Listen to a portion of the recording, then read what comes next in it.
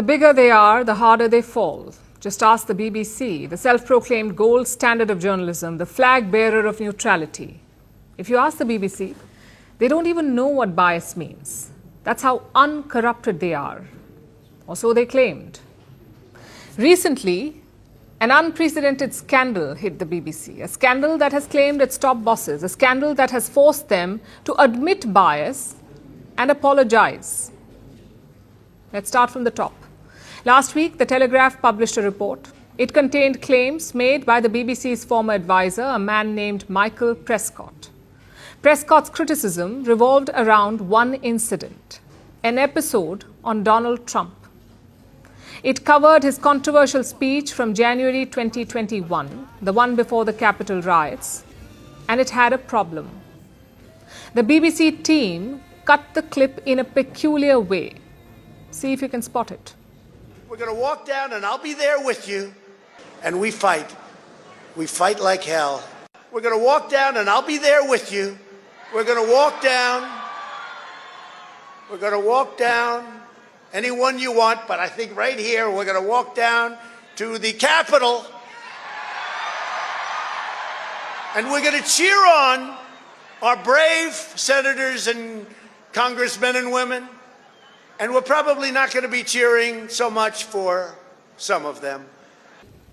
Two problems there. First, that BBC clip is a mix. It stitches two different remarks together, remarks that came almost 1 hour apart. That's the first problem. Secondly, it omitted an important part, the part where Trump asked his supporters to be peaceful. The Telegraph report claims that this was done on purpose. And on cue, the backlash began. The UK's Conservative Party wanted heads to roll. Over in the US, Trump's team called the BBC 100% fake news. This purposefully dishonest, selectively edited clip by the BBC is further evidence that they are total 100% fake news that should no longer be worth the time on the television screens of the great people of the United Kingdom. This controversy started last week, but surprisingly, the BBC said nothing. No defense, no clarification, and no pushback. Then yesterday night came the big announcement. Two bosses at the BBC stepped down, Director General Tim Davie and CEO of News, Deborah Turnus. Both of them resigned yesterday night. They took responsibility for the edited clip. At the same time, they rejected any systemic bias. I would like to say it has been the privilege of my career to serve as the CEO of BBC News and to work with our brilliant team of journalists. I stepped down over the weekend because the buck stops with me. But I'd like to make one thing very clear. BBC News is not institutionally biased. That's why it's the world's most trusted news provider. Today, the BBC went a step ahead. The organisation's chair apologised for what happened. Let me quote from his statement. The conclusion of that deliberation is that we accept that the way the speech was edited did give the impression of a direct call for violent action. The BBC would like to apologise for that error of judgment. Needless to say, US President Trump is thrilled. He claims all BBC journalists are corrupt. He also accused them of trying to meddle in the elections. And what is London saying? Well, UK Prime Minister Keir Starmer's office has responded. They say accountability is key for the BBC.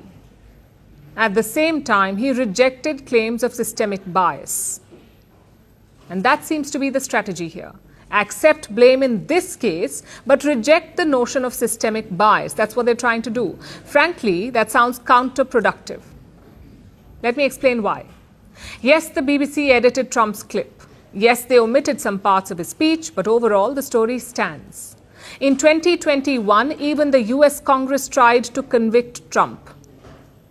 The House found him guilty of inciting a riot, and in the Senate, 57 lawmakers voted to find him guilty. That includes 7 Republican senators too. So the BBC story is hardly an oversell.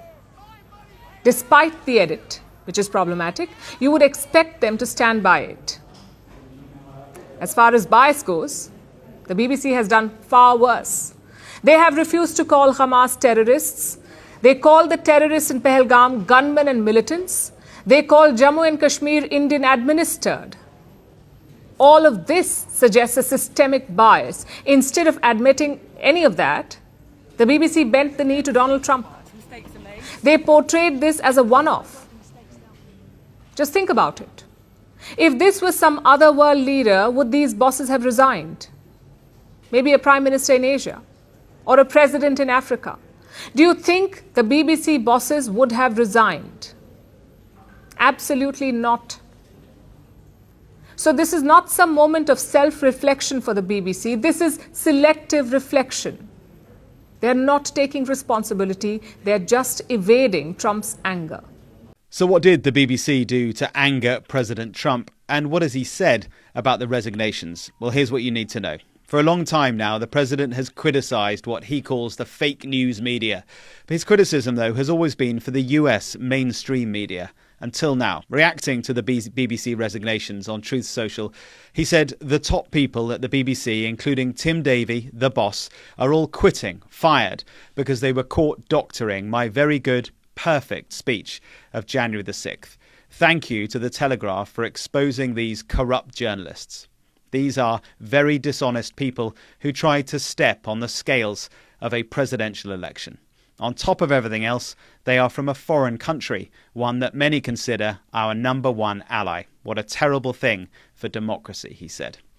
It was The Telegraph which leaked the internal memo last week in which it was revealed that a BBC Panorama report aired just before the election last year spliced together two parts of a long Trump speech, which he made on January the 6th, 2021. That was the day of the storming of the US Capitol building here in Washington by Trump supporters who believed the 2020 election had been stolen by Joe Biden. Trump gave a speech that day. This is the clip the BBC published in their Panorama report last year. We're going to walk down to the Capitol, and I'll be there with you, and we fight.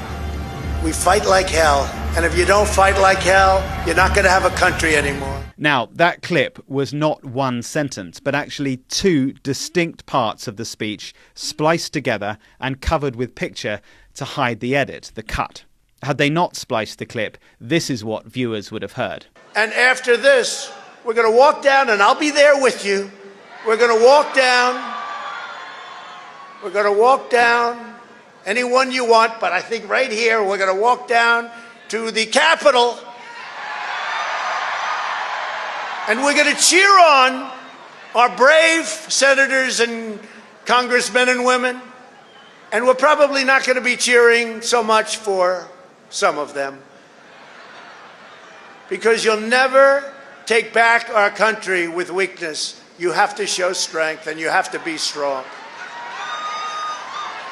We have come to demand that Congress do the right thing and only count the electors who have been lawfully slated. Lawfully slated.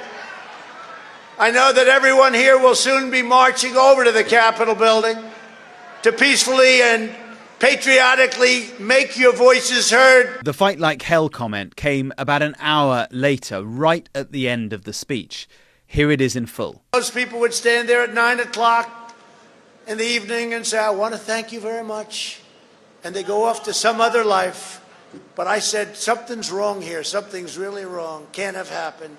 And we fight. We fight like hell. And if you don't fight like hell, you're not going to have a country anymore. Our exciting adventures and boldest endeavors have not yet begun. My fellow Americans, for our movement, for our children, and for our beloved country. And I say this, despite all that's happened, the best is yet to come. So we're going to walk down Pennsylvania Avenue. I love Pennsylvania Avenue. And we're going to the Capitol, and we're going to try and give the Democrats are hopeless. The riot at the Capitol unfolded that afternoon. The president and his team have always claimed that the fight like hell comment was purely rhetorical. Nevertheless, the spliced panorama clip has now drawn the president of the United States into the ongoing row over the future of the BBC. Disclaimer. This video is for educational and informational purposes only. Afriscope TV does not promote hate, violence, or misinformation. All content is based on publicly available data and expert commentary. Viewers are encouraged to think critically and verify independently.